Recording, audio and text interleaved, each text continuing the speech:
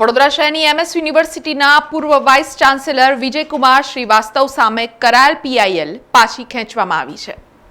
વડોદરા શહેરની વિશ્વવિખ્યાત મહારાજા સયાજીરાવ યુનિવર્સિટીના પૂર્વ વાઇસ ચાન્સેલર વિજયકુમાર શ્રીવાસ્તવ સામે કરાયેલો કેસ પાછો ખેંચવામાં આવ્યો છે, જેમાં એમએસ યુનિવર્સિટીના પ્રોફેસર સતીશ પાઠક દ્વારા હાઈકોર્ટમાં કરાયેલી પીઆઈએલ પાછી ખેંચવામાં આવી છે। આજે પીઆઈએલની હિયરિંગની તારીખ હતી, ત્યારે તેઓ દ્વારા પીઆઈએલ પાછી ખેંચવામાં આવી છે। ત્યારે આ મામલે પ્રોફેસર સતીશ પાઠક શું કહી રહ્યા છે, સાંભળો।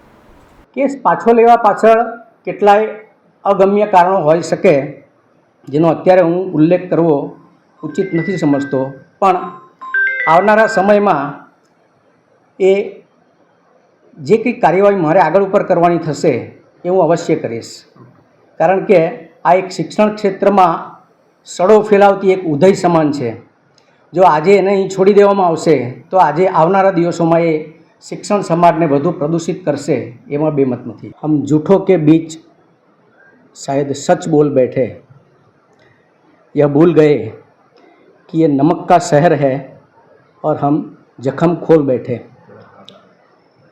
पहले थी ज हकीकत सरकार समक्ष पण हती, यूनिवर्सिटीना सत्ताधीशो सामे पण हती, कारण के मैं ए रीते बधी वातो उजागर करी हती। इट मीन्स के complete fact was with me,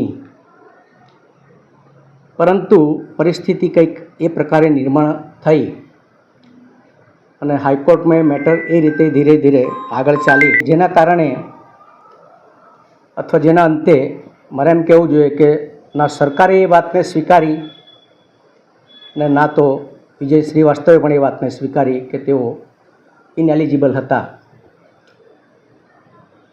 खैर आखी लड़त ने अंते संतोषजनक बात ए बनी, नंबर 1 के एने राजीनामું મૂકીને કોઈ ખસી કરેલા કૂતરાને જેમ ભાગવું પડે એમ ઊભી પૂંછડીએ ભાગવું પડ્યું એને।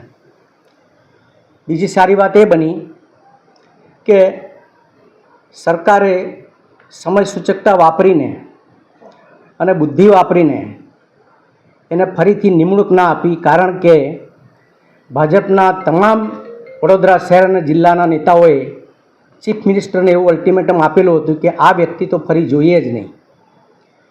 જે નેતાઓએ ફરીથી આ વ્યક્તિને નહીં લેવા માટે અલ્ટિમેટમ આપ્યું, એ નપુંસક નેતાઓ ક્યારેય વિજય શ્રીવાસ્તવની સામે એક હરફ ઉચ્ચારી શક્યા નહોતા, એ હકીકત છે। સમાચારોના સતત અપડેટ માટે TNN ન્યૂઝને YouTube પર સબસ્ક્રાઇબ કરી બેલ આઇકોન પ્રેસ કરો અને અમારી સાથે જોડાયેલા રહો Facebook, Instagram અને Twitter ઉપર।